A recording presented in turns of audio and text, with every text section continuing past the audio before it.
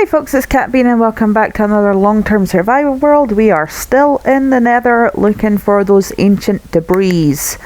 I actually like the fact that they're called ancient debris. Like, it makes me think sort of like prehistoric dinosaurs. If you just saw a really creepy smiley face guy on your screen, that's my cue to let you know to like and subscribe, because for some reason in Adobe Premiere Rush, sometimes they give me access to my usual rainbow like and subscribe thing that I love. I love rainbows. I'm bisexual, so you know, the link to the pride thing, totally support there. I did time lapse a bit in, like, when I'm doing the inventory stuff. Although this episode is like almost 30 minutes long, because there isn't a lot of it. Like, what the frick, man? Excuse you, sir, I am busy. I have things to do. I have ancient debris to mine, and you just come in with your big old fat head and try and blow me up. Who do you think you are, sir? I'll just dig my way out of there. I don't know why. Like, you guys would have heard that if you're not, you know, hard of hearing, deaf, blah blah blah. If you are hard of hearing or deaf and they're reading this with captions on, there was a noise for a notification that I keep getting on my computer every time I'm playing Minecraft, and it's not just once, it happens multiple times, and it's driving me nuts, and I can't figure out what on earth it is so that I can stop it from happening. I just don't know. I don't know. It is not within my scope of expertise to figure this one out. I have tried my best. Damn, I got a lot of beds. I wonder if it'll take me using like all of these beds, and like, because I think I've used up all the black wool for the beds, I think. So I wonder if it will, like, you know, take me using up like all the wool to get. Ooh, don't burn me. Oh, I got fire resistance on. Swim through the lava. Kids, do not try this at home. You don't have fire resistance, you will burn to death. And also, if you're a kid, you're probably not supposed to be watching this. But anyway, it's Minecraft. I ain't your parent. I don't care what you do. You do you. That, again, no. Anyway, moving on swiftly after we've got the ancient debris. I like mining for ancient debris. It's like sort of relaxing, despite the fact you're in like a big burny hole. There's anxiety everywhere. Things are like flaming apart. You could be burnt to a crisp by fast flowing lava at any point. There's skeletons trying to kill you, big floating marshmallows that want to flow fireballs at your face. Yeah, apart from that, it's a doddle. Has anyone else got anxiety here? Oh my god, right. Oh my god, I need to go to my bed, despite the fact it is only like 5 to 8 at night. My phone will be going off in exactly 7 minutes to remind me to take my medication. But I think my husband was bringing it back for me anyway, so I have, like, before I had this problem of not remembering when to take my medication. Now I have the problem of the alarm going off, marking that I've took it, like, and then it's like, oh, when I've got a minute I'll go through and get it, and then forgetting again whether I've taken it or not, so I can't take it. I did that earlier today, because sometimes if I remember, because when I take my meds in the morning, I always take them earlier before the alarm goes off, so that I know that when I'm due to take them in the afternoon, if I need to, I can take them earlier. Slightly. We're talking about like an hour's leeway here. So sometimes if I remember to take them earlier, that's fine, but if I'm busy and I'm doing something and the alarm goes off and I just set it to, yeah, fine, I'll take my pills, and then like 20 minutes passes, like, oh crap, did I take my it's just a whole minefield thing. Like I was saying in the last episode, like, I've got a medical thing going on at the minute. I've got to go back and see my doctor in about a fortnight about it. So I needed to set like 2 different reminders on my phone. I needed to set like a 15-minute reminder on the day of the appointment to say, get your ass moving, you've got an appointment in 50 minutes, which is fine because the doctor's surgery is just like literally down the road from my house. And then there was, I think I missed an ancient debris there, did I? Maybe? I don't even know where that is. I think, ooh, no, I think I might have missed an ancient debris there. Anyway, moving swiftly on. So, yeah, and I set a reminder for the day before to remind myself that actually I have this appointment. Because my brain no worky. Oh my god, why do I keep yawning? Like, this is the thing, like, because I have to take my meds at night at a certain time at night, otherwise I wake up tired in the morning. But I had to up my dose because I take these tablets, they're like a muscle relaxant, and for whatever reason my back seizes up at night and then I wake up with horrendous back pain in the morning. I don't know why, it's a thing. So I take these tablets at night, but they make you sleepy. So I'm allowed by the doctor to take up to a certain amount. I don't take the full amount. I just take, you know, what I think will help. So I went from 3 tablets at night to 4 tablets, and I woke up this morning and I'm like, I've been tired all day. There I go again. And I was really snippy with the husband earlier, and I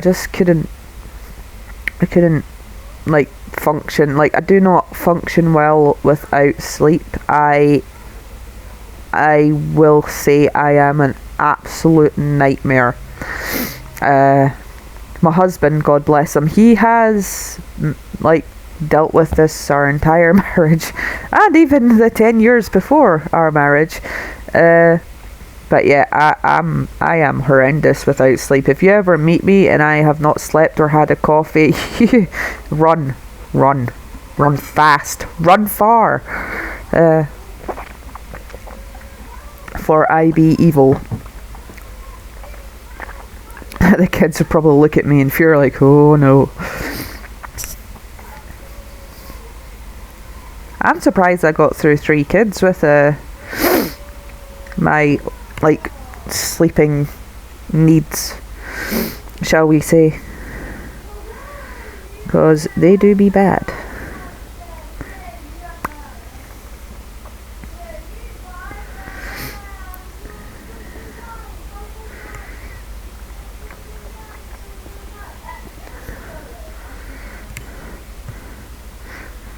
Daniel, I am currently responding to one of your messages on YouTube right now, if you're watching. Alright, put your hands on your hips, bend your knees in time, it's a pelvic thrust, this is gonna get copyrighted, let's do the nether. No, that's just no. Okay. If you've not seen Rocky Horror Picture Show, go see that. Go just watch it. Like, it took, like, me and my husband have been together, what, 13 years? I want to say 13 years. I think it's 13 years in January. Yeah, because it'll be 2013 when we got married. Anyway, so we've been together 13 years, and I'm like, when we first got together, it's like, oh, you have to see Rocky Horror Picture Show. He's like, no. For years and years and years and years and years and years, no, don't want to watch it. No, it looks weird. No, I'm not gonna watch it. Blah blah blah. Watched it. He thinks it's amazing. It's like, I have good opinions. Listen to me. Although I will say he's not like that big a fan of musicals. He does like Phantom of the Opera, but you know, who doesn't like Phantom of the Opera? And if you don't like Phantom of the Opera, like the one with Gerard Butler, then you're a bad human being and you should feel bad. No. But inventory. No, but I love all that stuff. Like I love the Mamma Mia musicals. I've got this weird thing, like if I've watched a film like the Run Away from the Fat Cloud, like if I've watched the musicals like the Mamma Mia movies, I don't want to go see the show in theatre. Now, that doesn't make sense to a lot of people, but like in my mind, like I like to picture the thing I'm seeing as the way I have seen it. I do not want to see it in a different way, in a different light. I like what I've seen. I want to stick with liking what I've seen. I don't want to dislike it for whatever reason. And I worry that if I go see things like that in a theatre, like I've never seen Phantom of the Opera in a theatre, I've never seen Les Miserables, I've never, you know, stuff like that. If I've seen the movie and I enjoy the movie, I do not want to go see the film in the theatre. It's just the way I am. I don't know why. Because like he's tried to get me tickets for stuff like that before. I'm like, no, I don't want it. I don't. No. Thank you. He comes bearing chocolate and pills. He is a good husband. Most of the time. I'm not gonna say all the time because then he'll get like a big ego and I'll have to deal with it. But yeah. So, but like another like on the contrary to that though, like I started watching that A Discovery of Witches series. If you've not seen it, it's a series about like vampires, demons, not demons as you would typically think of them. Think more like, this is going to sound terrible, but think more like people with ADHD. And that's sort of how demons are portrayed in the series. But yeah, so I started watching the series and then found out they were based on books written by Deborah Harkness. Absolutely amazing author. And I went and got her. My husband actually bought me the series, the trilogy. So the first 3 books, because they had already been out, they were already written. And at the time that I got these, she was still writing, or Times Convert was waiting to come out. So the trilogy is called A Discovery of Witches, and then there's a subsequent book called A Times Convert, which focuses on a different character, but A Discovery of Witches focuses on the 2 main characters, which are Matthew and what's her name? I forget. Anyway, see, this is the problem with it. Like, I love House. I love the House series. I have watched it many times before. I cannot tell you a single name of one of the supporting characters. Yeah, so, oh god, what's her name? See, that's the memory thing coming into play again. But anyway, I'll need to go look that up. Like, I have the books. I still have all the books. But I watched the first season, then found out it was based on the books, and then went and read the entire collection, just so I could find out what was going to happen next. So I am more than happy to do that. I have done that before. Hey guys, sorry about that. My son just needed to come and grab his Switch.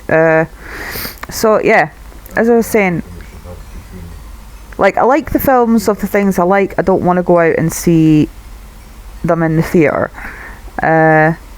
But as I say, completely contrary to that, if I'm watching a series or like a TV program or like a movie or something like that, and then I find out that it's based on a book, and I'm really invested, I will go out, go complete, you know, I am not doing anything else until I have read this whole collection to find out what happens. It's like the same with Twilight. I was watching a series of Twilight, found out there was books, went and obviously brought Breaking Dawn so that I didn't have to wait to find out what happens. Basically, I'm a very impatient person when it comes to stuff like that. I like to know what's going to happen. Like with the Sandman comics.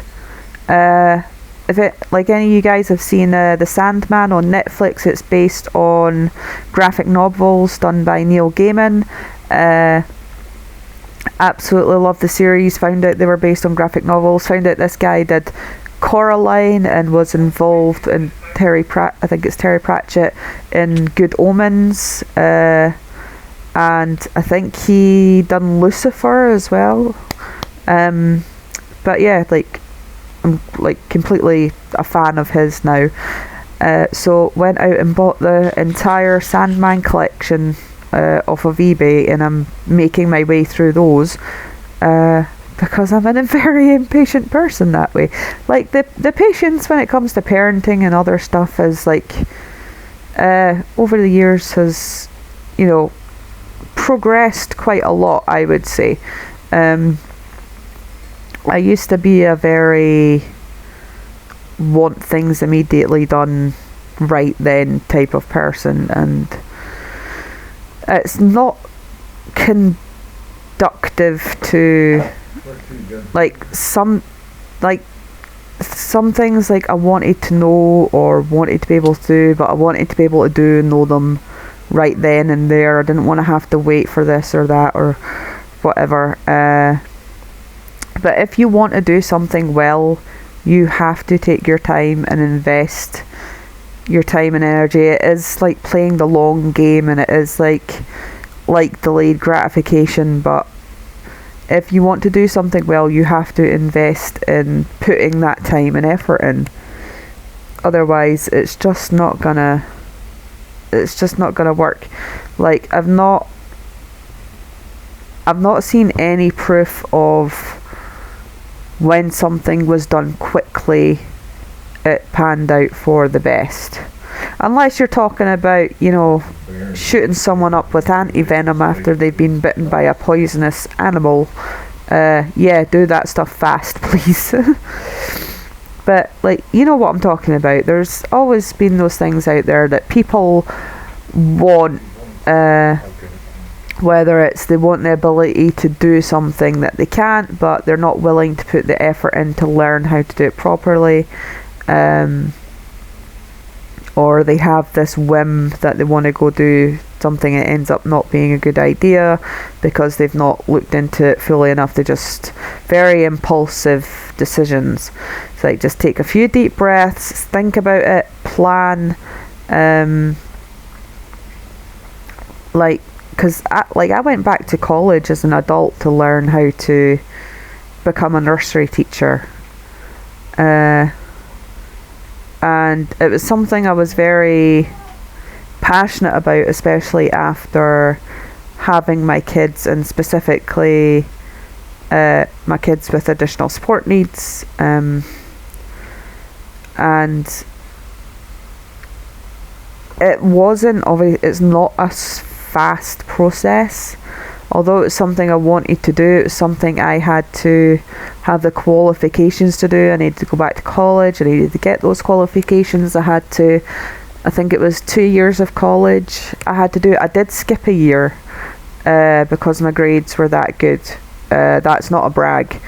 It's just I was doing a certain level of English, but because of how I am at English, I my tutor at the time decided to put me on a higher level, and it wasn't just me in the class, there was one other girl in the class that also got put on a higher English level, and because of that qualification specifically, I was able to skip doing the NC portion of the course, which would have cost me it would have took me a whole other year to do.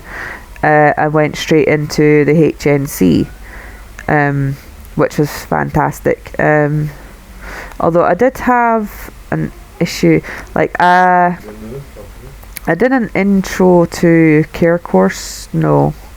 Yes? No. I think it was an introduction to care course. When the day I started my new college course, I found out I was pregnant with my son, and the tutor, not the tutor, there was meant to be like a support, like a student support person, and because I had complications after having my son, like I almost lost my life,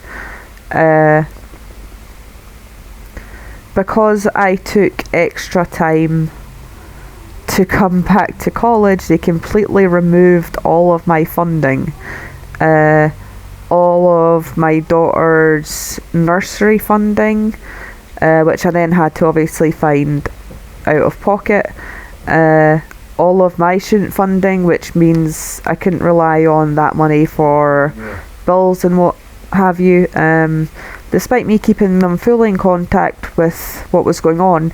And despite I had been put on bed rest when I was pregnant with my son because I had SPD, symphysis pubis dysfunction, or pelvic girdle pain as some people call it. So I essentially couldn't walk, but I had already finished. That course took a year. I had completed everything within the first 6 months, and I literally only had to go back to college. Again, I'm not bragging, it's just the circumstances of what it was. Because I was stuck at home, I just asked the tutors to give me everything. They were very kind to do it. They were very kind to... the actual tutors that were teaching me couldn't bend over backwards enough. They were great. They gave me all the stuff to do. I finished it all within months, sent it all back, got it graded. The only thing I had to go back in for was one sociology exam, and that was it. That was, everything. But because I couldn't fund going back, so my husband had to watch our son when I say had to watch, obviously he's dad, he watched our kids, and I made a deal with the nursery. Thankfully the nursery charged so much that they gave you a discount if your kid was in nursery for so long anyway, but because I was getting paid a specific amount for the nursery fees, I told them just to take that, so I wasn't due as much as I would have if they hadn't been taking the extra in the first place. But that was their standard amount for each day, and that's how much I was getting paid from the college, so that's how much went to them because I wasn't keeping the extra for myself. So it just turned out that thanks to that, I wasn't put in a huge financial burden, but it was just a bad predicament at the time. But as I said, I was completing all the coursework. I was a successful, achieving student, and this lady, for lack of a better term, turned round to me when I told her that I was pregnant, said, "Oh, do you not just want to leave it and come back next year?" No, I don't want, but given the complications that I had, it may have been better for me to do so in hindsight, but this was not coming from a place of concern. She just didn't want to deal with me. But it is what it is. It's a long time past now, and like my son will be 9 next year. But yeah, the students and tutors and college in general was absolutely great. But she completely removed all of my student support because I was late going back to college after having my son. But you know, there were underlying circumstances there. I almost died, and I explained that to her, and she's like, well, do you have a doctor? Well, I didn't think I'd need one, hen. I just gave birth to a child. But anyway, their whole support for pregnant students back then was horrific. Nowadays, slightly better, I would imagine. Hopefully. I would hopefully imagine it was slightly better. Okay. Not much to do now. We're cracking on a good bit here. I would find a few bits of ancient debris now that my ranting has ceased. But thankfully our education system isn't like some places in the world. Like in Scotland, we do not pay for our higher education.